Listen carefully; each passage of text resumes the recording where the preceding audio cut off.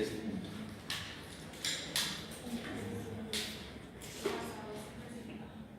Sí, es una línea del tiempo. Una línea del tiempo. Aquí está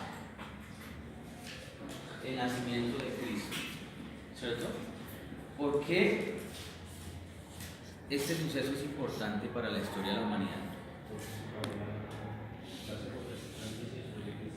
Porque ese suceso parte la historia de la humanidad en dos: antes de Cristo y después de Cristo, ¿verdad? Sin embargo, todos esos sucesos que acontecieron antes de Cristo no los vamos a ver en esta clase, no los vamos a tocar porque creo que no es pertinente para la historia del conocimiento humano. Lo vamos a hacer después de Cristo, ¿cierto? Después de Cristo, el conocimiento humano estaba influenciado por algo que se decía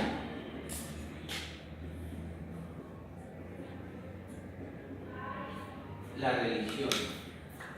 ¿Y la religión qué planteaba? La religión planteaba que lo divino siempre estaba por encima del humano. Por supuesto, lo divino refiriéndose a Dios, ¿cierto? Nosotros venimos de una sociedad con una influencia fuertemente judeocristiana, ¿cierto? Nuestras familias, nuestra sociedad, nuestras costumbres siempre han sido, desde años atrás, fuertemente influenciadas por el cristianismo, ¿cierto? En cualquiera de sus tendencias, ortodoxas, ¿cierto? O liberales, pero siempre hemos estado influenciados por el cristianismo. Entonces, el pensamiento humano en esa época estaba influido por la religión, ¿cierto?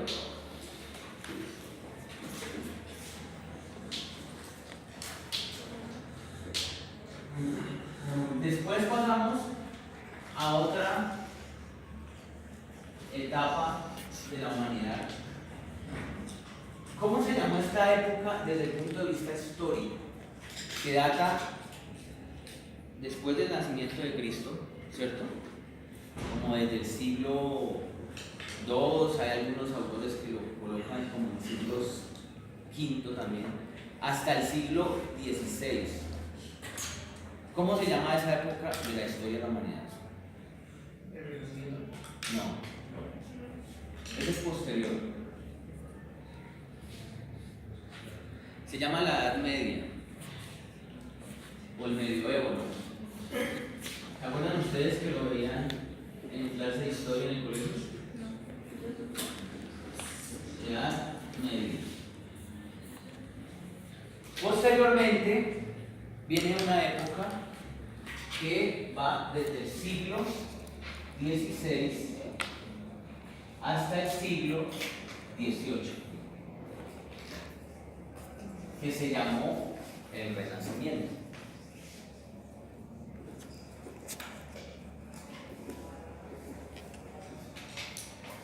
¿Por qué se llamó Renacimiento? Porque el hombre algo del hombre. Sí, tiene que ver algo con el hombre. Entonces, a esta época de la Edad Media se le llamó una época oscurantista, ¿cierto? En donde la mente del sujeto, del hombre, estuvo nublada por el pensamiento religioso que le impidió ir más allá y pensar en otras cosas importantes para el desarrollo de la especie humana. Entonces hay un renacimiento en las artes, en la música, en la literatura, en el pensamiento a través de la filosofía, ¿cierto?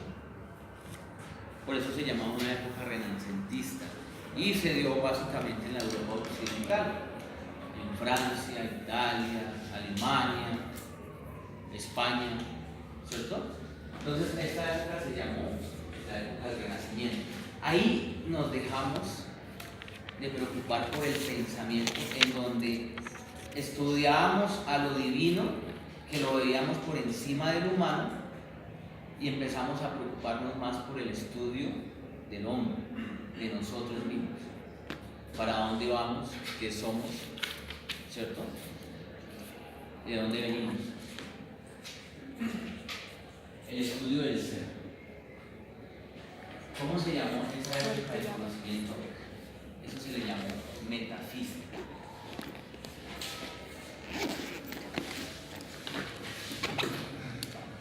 Que si bien no se deja de lado el estudio de la parte espiritual, ya no lo vemos tanto desde el punto de vista del estudio, desde el punto de vista religioso, sino más desde el punto de vista espiritual, pero nos preocupamos más por el estudio del ser, es decir, del humano.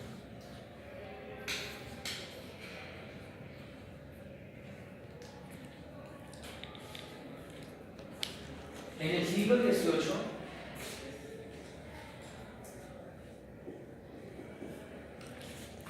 pasan dos acontecimientos importantes que vuelve y rompe la historia de la humanidad en dos.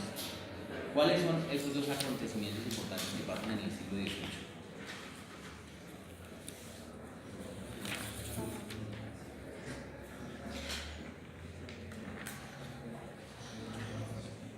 Gracias. La revolución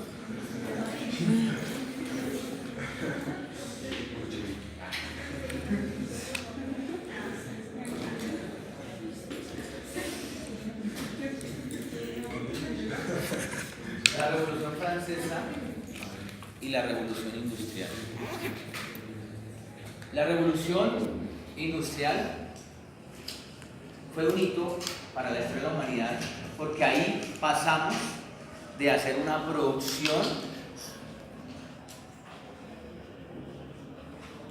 artesanal, manufacturera, a hacerlo con un proceso tecnológico y tecnificado más adelantado, ¿no? Que marcó un desarrollo en la industria, la producción en serie para la humanidad, sobre todo desde el punto de vista textil, ¿cierto? Y la Revolución Francesa fue una influencia importante, porque ahí se gestaron las bases del pensamiento de esta época que se llama modernidad.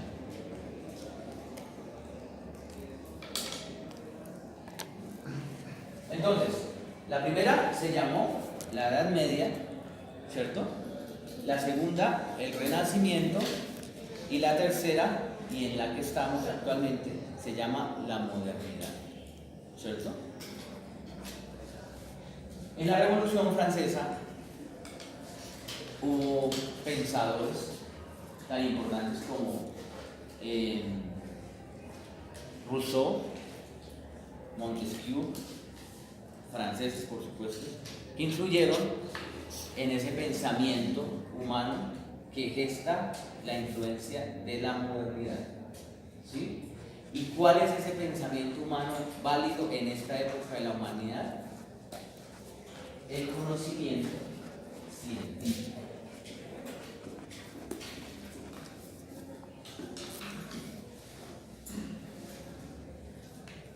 Entonces dice el hombre, si en una época primera que se llamó la Edad Media, nosotros nos preocupábamos por el estudio de lo divino que está por encima del humano a través de la religión, pasamos a una segunda época en donde dejamos un poco el estudio de lo divino, nos preocupamos más por el estudio de nosotros mismos, y eso se llamó la metafísica, el estudio del ser. En una tercera época que se llama la modernidad, hay un tipo de conocimiento y pensamiento que se llama el conocimiento científico. Es el único válido en la modernidad, ¿cierto? Dice la especie humana, y plantean estos pensadores. Ese pensamiento, ese conocimiento científico que se hace a través de la razón. ¿Qué nos separa a nosotros? ¿Qué nos diferencia mejor a nosotros de los animales?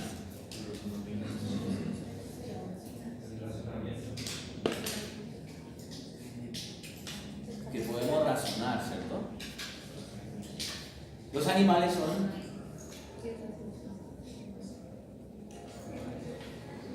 instintivos.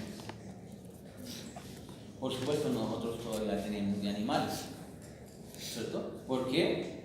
Pues nomás fíjense, si usted está parada en un semáforo esperando el bus y sorpresivamente alguien la aborda, usted de manera instintiva como que llega y voltea y le pega, ¿no?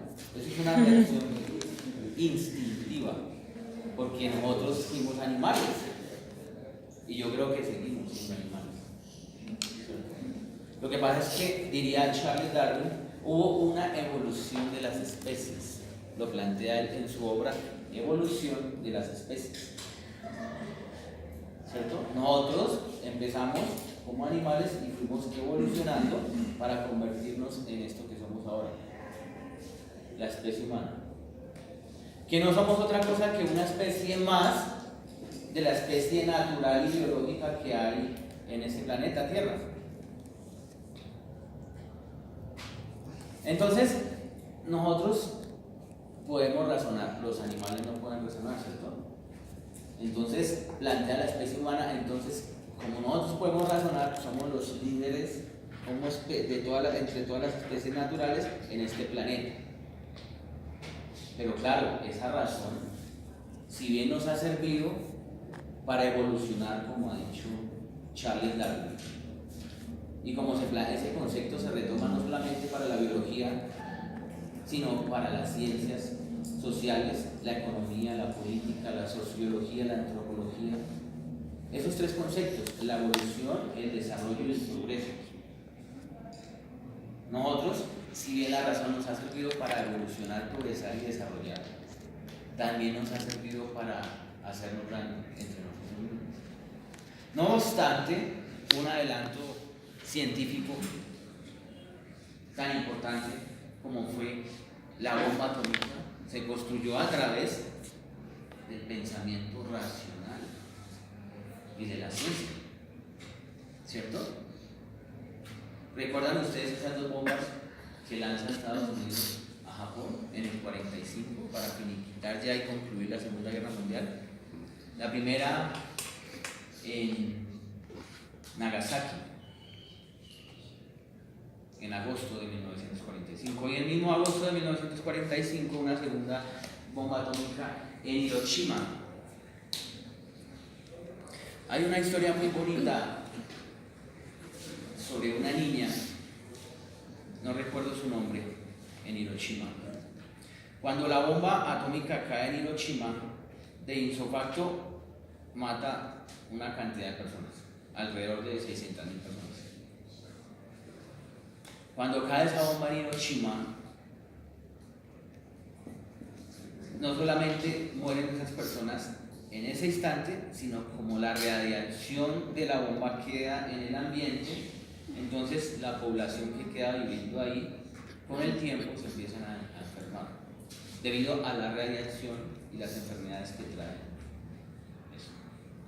Entonces, cuando esa bomba cayó, esta niña tenía, creo que 8 años, ella quedó viva, pero cuando fue pasando el tiempo, ella le gustaba entrenar, ella corría y se estaba entrenando para ser una atleta profesional. Cuando tenía como unos 12 años, pues se cayó y la llevaron al hospital y tuvo pues una gran depresión física y mental allá en ese hospital. Y una vez la fue a visitar una amiga y le llevó de regalo una grulla. ¿Saben ustedes qué es una grulla? Una grulla es un ave importante en el Japón. ¿Sí? De hecho, cuando uno hace origami en papel, papiroflexia, lo primero que le enseñan a hacer es la grulla japonesa. Se mueve así, se empieza a mover sus alas. esa amiga le regala a la niña una grulla.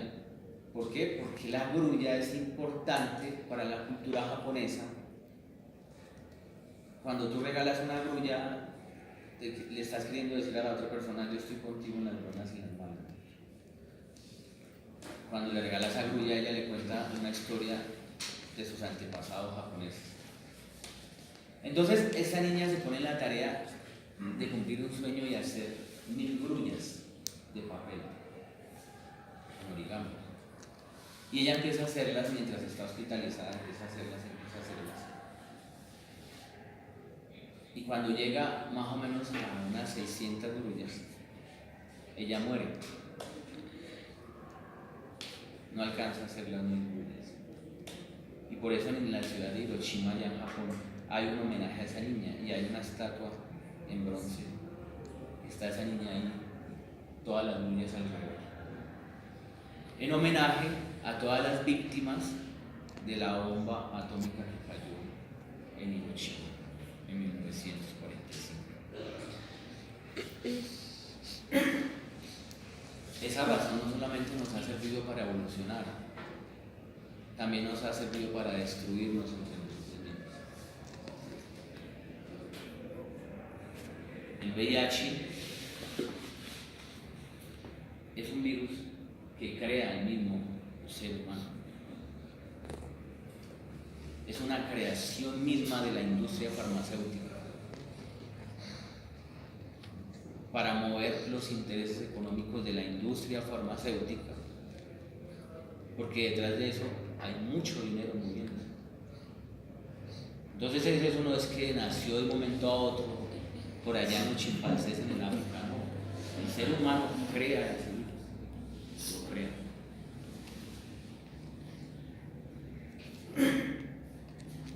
Bien, ¿alguien tiene papel y buzón?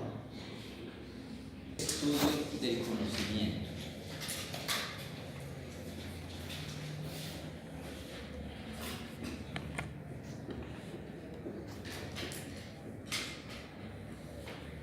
El estudio del conocimiento. Por supuesto, la humanidad tiene muchas clases de conocimiento. Muchas clases de conocimiento.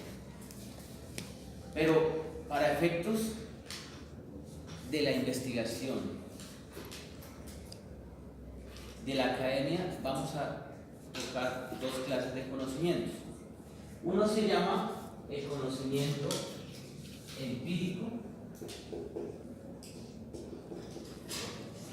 y otro se llama el conocimiento teórico.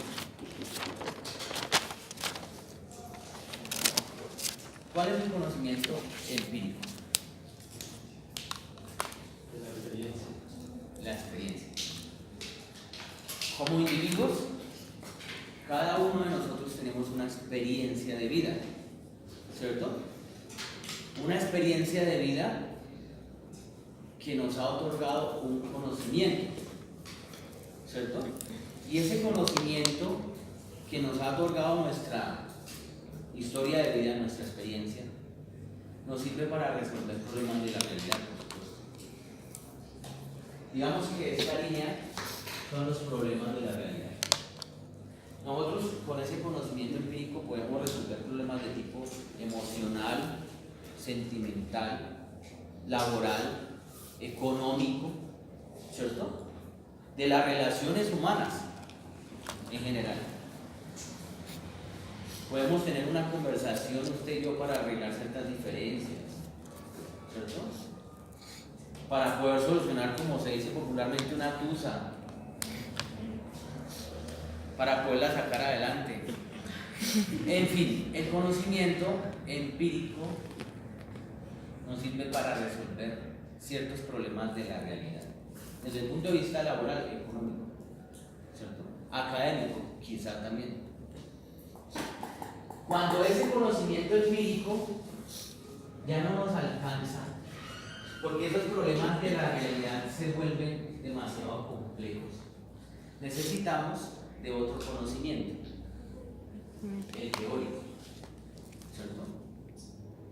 ese conocimiento que nos ayuda a complementar el conocimiento empírico para poder resolver ciertos problemas de la realidad, como una vacuna, como un problema de tipo económico, geopolítico, macroeconómico, microeconómico, administrativo, ¿cierto? Ambiental, del control de la calidad, farmacéutico, y desde el punto de vista de la ingeniería civil, de la ingeniería industrial. Es cuando empezamos a hacer investigación, cuando empezamos a hacer ciencia. Entonces necesitamos este otro conocimiento para resolver esos otros problemas de la realidad que ya no nos alcanza la experiencia para alcanzar a resolverlos.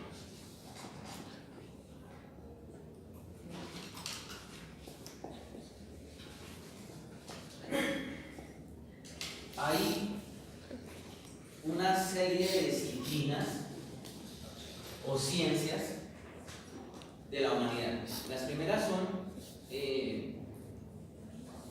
las prácticas o las ciencias puras. ¿Cuáles son? Está la física, la matemática y la química.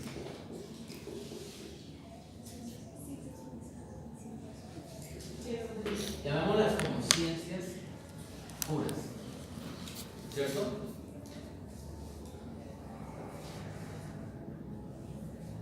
Hay otras que se llaman ciencias sociales. ¿Cuáles son las ciencias sociales? Está la sociología, que muchos dicen que es la madre de la economía. Está la economía, por supuesto.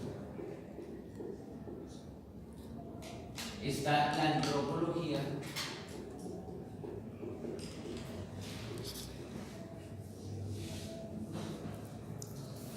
y como epistemólogos y filósofos de la ciencia no nos hemos puesto de acuerdo si la psicología es una ciencia social o si la psicología es una ciencia de la salud, ¿cierto? ¿Por qué? Porque se supone que las ciencias sociales estudian los grupos sociales, ¿cierto? Y la psicología estudia al individuo, a la mente humana, ¿cierto? La sociología, ¿qué estudia? Las manifestaciones y comportamientos sociales de un grupo determinado, ¿cierto? La economía estudia las relaciones monetarias, económicas y financieras de esos grupos sociales. La antropología, ¿qué estudia? La antropología estudia las manifestaciones culturales de esos grupos determinados, ¿cierto? Las manifestaciones culturales desde el punto de vista gastronómico, artístico, de la religión, de la lengua. Eso estudian los antropólogos. Entonces, estas se llaman ciencias sociales. Y hay otras que se llaman ciencias administrativas y contables, que son la administración de empresas y la contabilidad.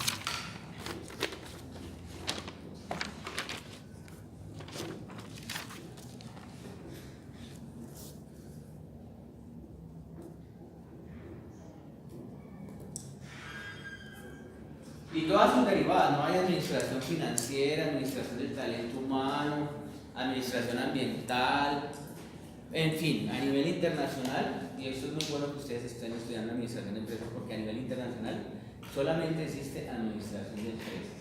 Las otras no se pueden convalidar, o como se quiera llamarle en otro país. Entonces, dice algunos filósofos de la ciencia y algunos epistemólogos que estas primeras hacen ciencia.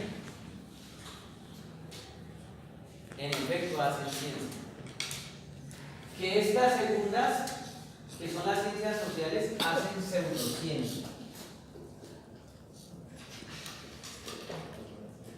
¿Qué es pseudociencia? Pseudo es un término griego que quiere decir un intento de hacer, en este caso, ciencia. ¿Sí? Hacen pseudociencia.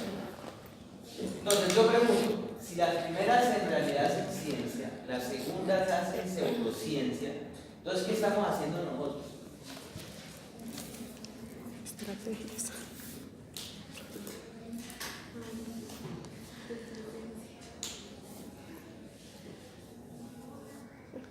Entonces me surge la duda a mí como epistemólogo y filósofo de la ciencia, si en realidad nosotros en las ciencias administrativas contables hacemos ciencia. Yo lo que creo es que nosotros hacemos es investigación. Por eso ese nombre de ciencias administrativas y contables estaría mal hecho. ¿Sí?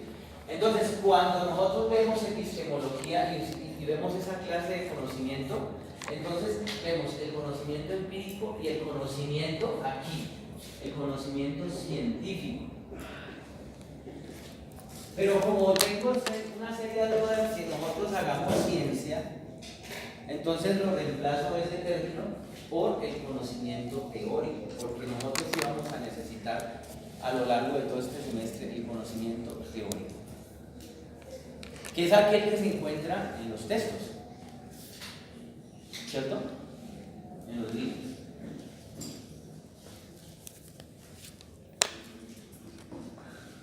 Bien, ¿hasta ahí todo está claro? ¿O tienen alguna duda, alguna pregunta?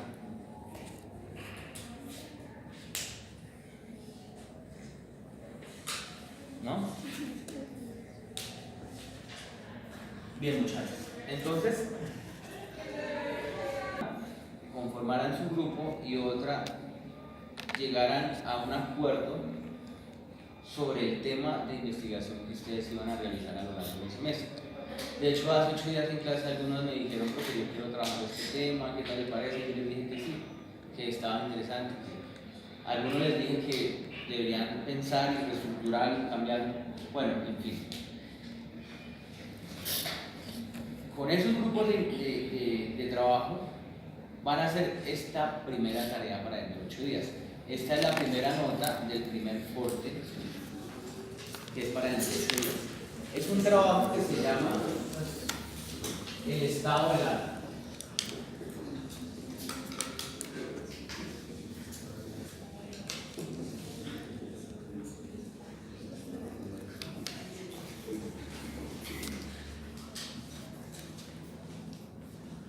El estado del arte. ¿Qué es el estado del arte?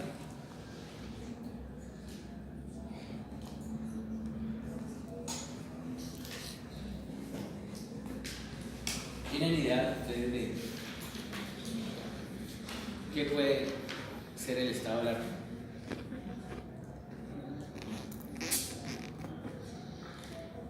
Bueno, el estado del arte es los antecedentes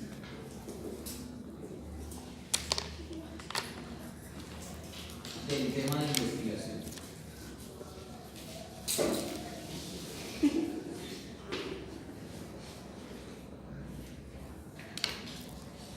Entonces, nosotros tenemos un tema de investigación determinado, ¿cierto? Vamos a trabajar sobre el control de calidad en el sector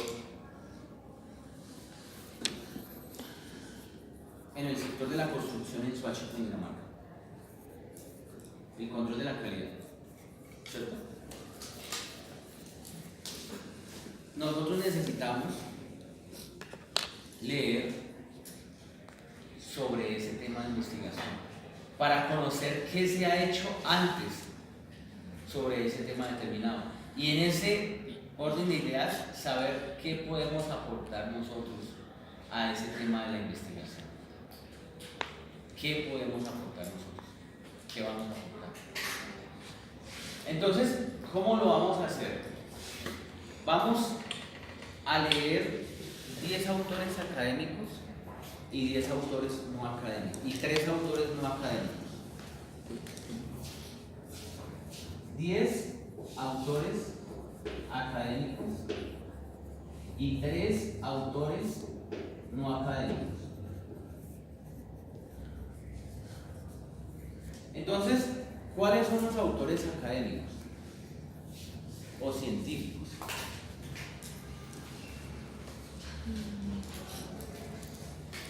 O los textos académicos científicos.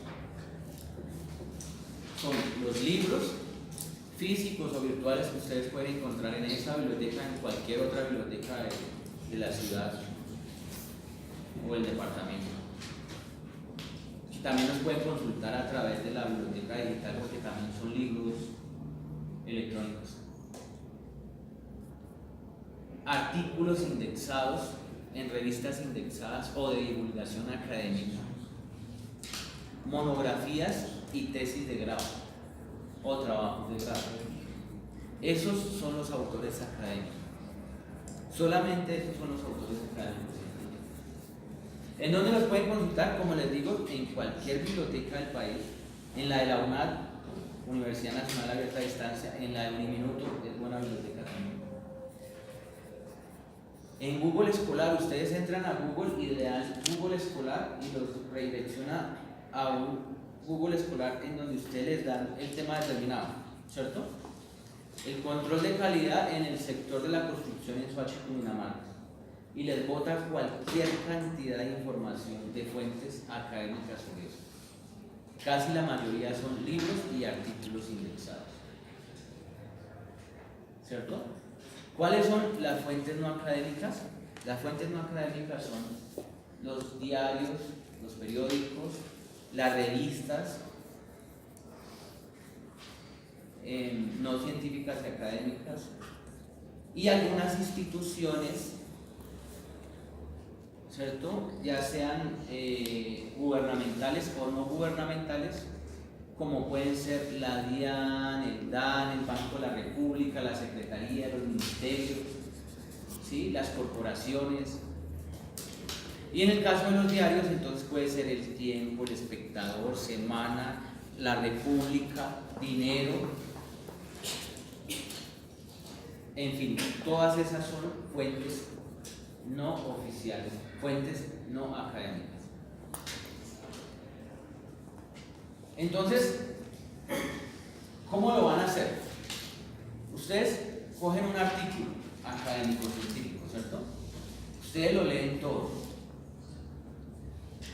y ustedes hacen una especie de resumen, una especie de síntesis de lo que se trata el tema y a las conclusiones que llegó el autor en ese texto.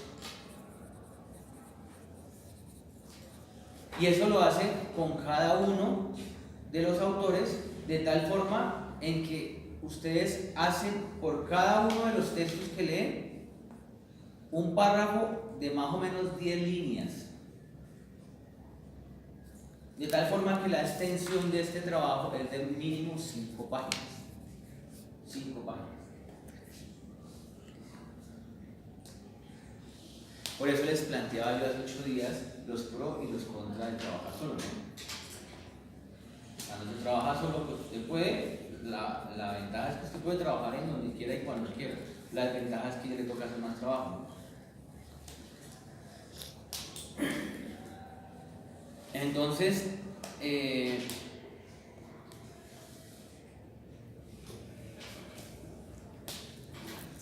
ustedes lo van a hacer siempre citando. Hay dos cosas que se llaman citar y referenciar. ¿Qué es citar? Citar es cuando usted cita al autor dentro del cuerpo del trabajo. ¿Cierto? Y referenciar es cuando usted coloca todos los datos de esa cita al final en un apartado que se llama referencias o bibliografía, como se lo quiera llamar, ¿cierto? Entonces eso es algo muy didáctico y es una fórmula matemática. Todo lo que está citado debe estar referenciado y todo lo que está referenciado debe estar citado. De tal forma que si usted citó 13 fuentes, en todo el interior del trabajo, esas 13 fuentes deben estar referenciadas al final en la bibliografía. Y viceversa, todas esas fuentes que están referenciadas en la bibliografía deben estar citadas dentro del cuerpo de trabajo. Cada uno de los párrafos del trabajo debe estar citado. Todos los párrafos deben estar citados. Todos los párrafos deben estar citados. Hay dos formas de citar. ¿Cuáles son?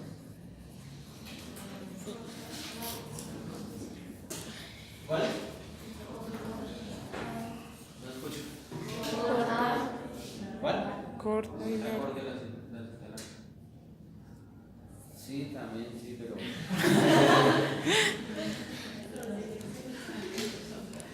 Las dos formas de citación son cita textual y parafraseada.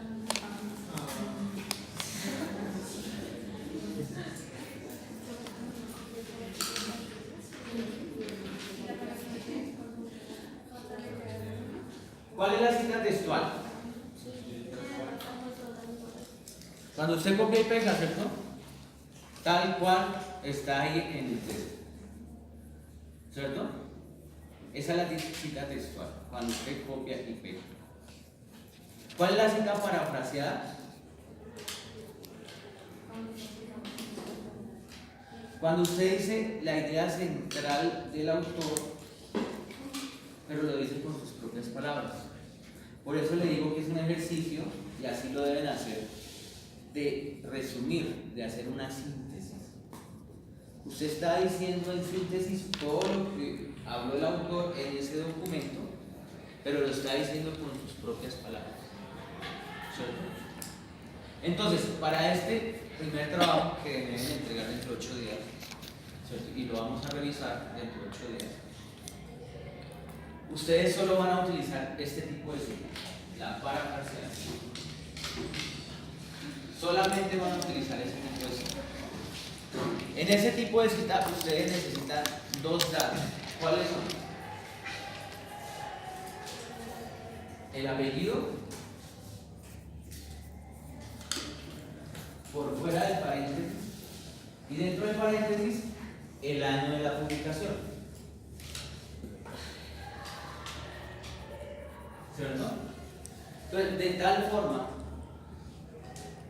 les voy a colocar un ejemplo de cómo deben construir ese estado del arte. Esto lo voy a hacer con mis propias palabras. Yo solamente voy a parafrasear a este autor. Me voy a parafrasear a mí mismo de un texto que escribí en el 2015. ¿Sí? Un libro que escribí en el 2015. Entonces, según Bonilla 2015, tal cual está ahí, el conflicto armado en Colombia tiene unos antecedentes de alrededor de 60 años, pues inició en 1958. Se inició la guerra entre el Estado y las guerrillas en Mapiripán, departamento del Tolima. Y a lo largo de la contienda armada han resurgido otros grupos armados como han sido los paramilitares, las guerrillas y las fuerzas armadas representantes del Estado, todos actores de la guerra. Ahí yo no estoy copiando y pegando lo que dijo el autor. El autor yo lo dije de una manera muy distinta en ese libro, yo no me acuerdo cómo lo dije, pues obviamente no. Estoy parafraseando lo que dijo ese autor en ese texto, ¿cierto? Citando en más o menos 10 renglones todo lo que se trató, esa investigación que se hizo, y a las conclusiones. Es muy importante que diga usted cuáles fueron las conclusiones que llegó el autor. Eso lo hace con cada uno de los textos que usted lea, así sucesivamente con todos los 13 textos. Acuérdense, 10 textos académicos y 3 textos no académicos. Si ustedes quieren hacerlo con más, perfecto. ¿Sí? Un buen estado del arte. Buen estado del arte es cuando uno se dedica por lo menos un año a recoger toda la información de lo que se ha hecho sobre un tema determinado y uno se sienta a leer y a escribir. Pero como hace 8 días les explicaba, ustedes solamente tienen una clase de metodología de investigación durante toda la carrera Entonces, pues aquí nos toca hacer de tripas corazón y aquí tenemos epistemología, historia del conocimiento humano y metodología de la investigación. Vamos a ver todo en uno, ¿cierto? Porque no tenemos otras clases. Ustedes no tienen dentro de sus países más clases de epistemología o metodología de la investigación. Y vuelvo y repito, entonces, como vamos a hacer esto de manera didáctica, entonces vamos a hacer un proyecto de investigación a lo largo del semestre, proyecto mismo que les servirá a ustedes más adelante como proyecto de trabajo de grado, opción de grado. Entonces, ¿por qué se construye un estado del arte? ¿Y por qué es lo primero que se hace? Y no se hace primero el planteamiento de unos objetivos, como dicen algunos profesores. Tráigame primero una justificación y unos objetivos. No, nosotros primero planteamos un estado del arte porque nosotros no conocemos el tema de investigación. Ustedes tienen un tema determinado en la mente, ¿cierto? Pero ustedes no lo conocen.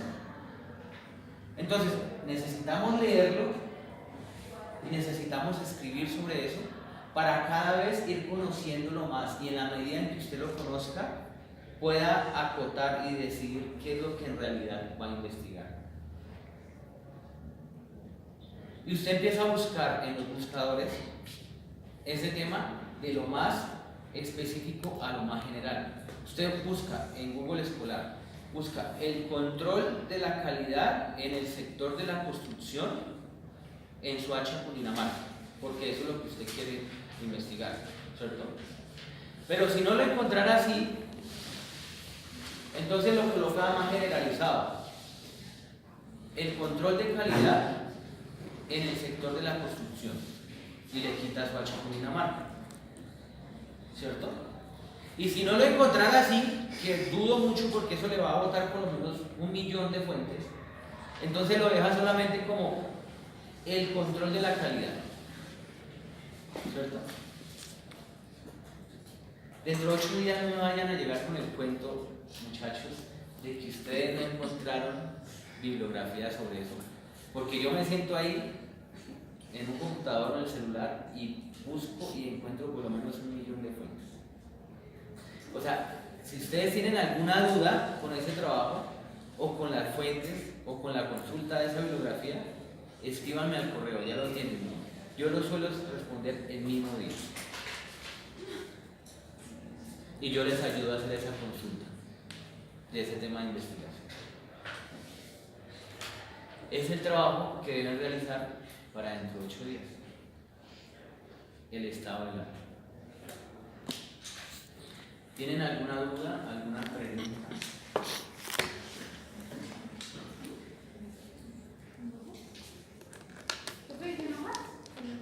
Dime. ¿En hojas? Me lo pueden entregar en hojas recicladas, impresas por cara y cara, o me lo pueden entregar en un computador. ¿Sí? Si me lo entregan en el computador, pues yo lo voy a leer en un computador y ahí mismo voy a hacer las correcciones. De cualquier forma le voy a hacer correcciones. ¿Sí? Me lo pueden entregar de eso. ¿Alguna otra pregunta?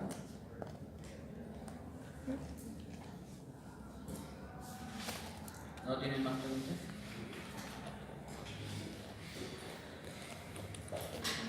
En el aula virtual voy a colocar unos ejemplos de estados del arte que yo hice para otras investigaciones que realicé. Voy a colocar todos los ejemplos. Léanlos, revísenlos, para que vean más o menos cómo se hace un estado del arte. ¿Sí? Voy a colocar una lectura sobre el estado del arte para complementar esta clase, sobre el tema del estado del arte. Y voy a subir también las normas APA. Esas normas APA ustedes las tienen que aprender al derecho y al revés porque ustedes las van a aplicar tanto para este trabajo como para todos sus trabajos de la universidad. ¿Sí? Sobre todo en investigación. Ustedes aquí me presentan trabajos en normas APA, eso les baja.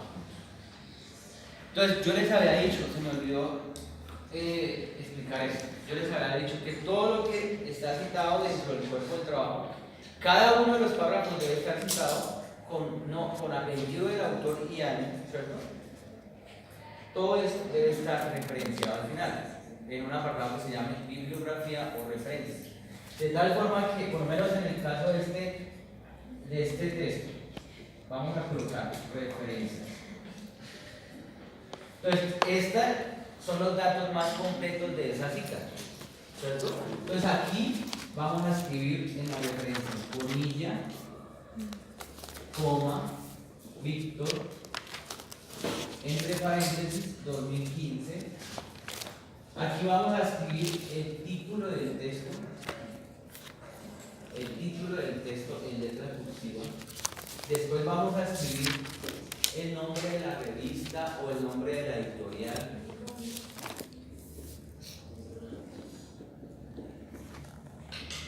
Y después vamos a escribir por último la ciudad en donde se publicó. Entonces, Barcelona, Ciudad de México, Buenos Aires, Santiago de Chile, bueno, en fin, ¿cierto? Y si es un artículo de revista, que la mayoría de ustedes van a consultar artículos de revistas indexadas, por último, entonces vamos a escribir el número de la página. Página, ejemplo, puede ser desde la 15 hasta la 40, ¿cierto? ¿Eso qué quiere decir? Que este artículo que usted leyó, ¿cierto?, hace parte de toda una revista, pero está entre la página 15 y 40 de esa revista. Bien, muchachos, entonces, ¿tienen alguna pregunta, alguna duda? Seguro, ¿no tienen más preguntas? Eso es para lo último, para las referencias bibliográficas. Le pueden colocar cualquiera de los dos títulos, referencias o bibliografía. Es preferible que le coloquen referencias. ¿Tienen alguna otra pregunta? Bien, muchachos, si no tienen más preguntas, entonces nos vemos dentro de 8 días. Muchas gracias.